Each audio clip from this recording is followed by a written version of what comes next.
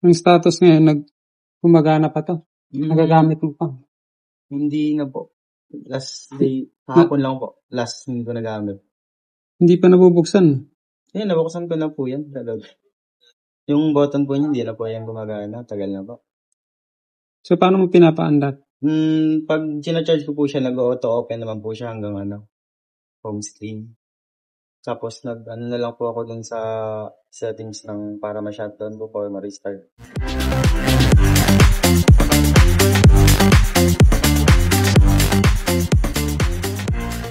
Hindi mo isasabay itong yung pindutan niya? Wala pa pong budget. Kung sakali po, magkano po nung sa pindutan mo?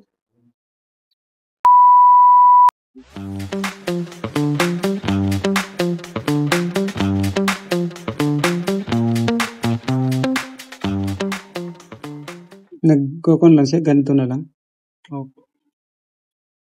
So, baka okay pa tong battery mo. Switch ang sira nito pag ganito. Switch po talaga.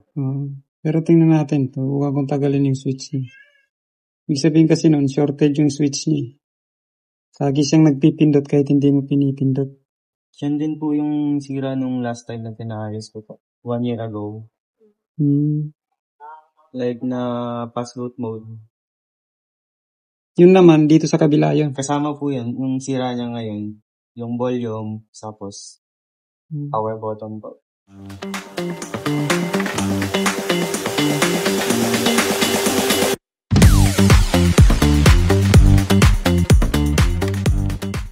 Magkano po pag isasabay po yung volume? Bakit anong sira ng mga volume niya? Yung volume down po. Pero yung volume up, gumagana naman? Opo, gumagana po yung volume. Kahit mo na lang lahat. Palitan ko na lang lahat kasi pagka isa lang pinalitan ko dito, hindi papantay.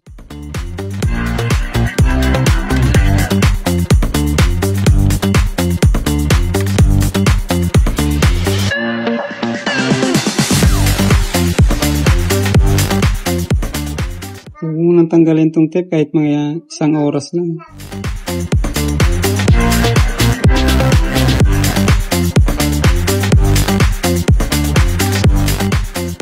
Ano kung okay yung mga pindutan.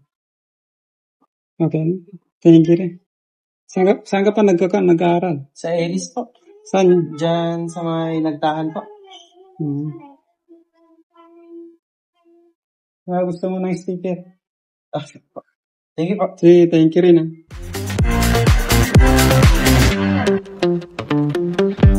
Thank you po ulit. Sige, thank you rin po.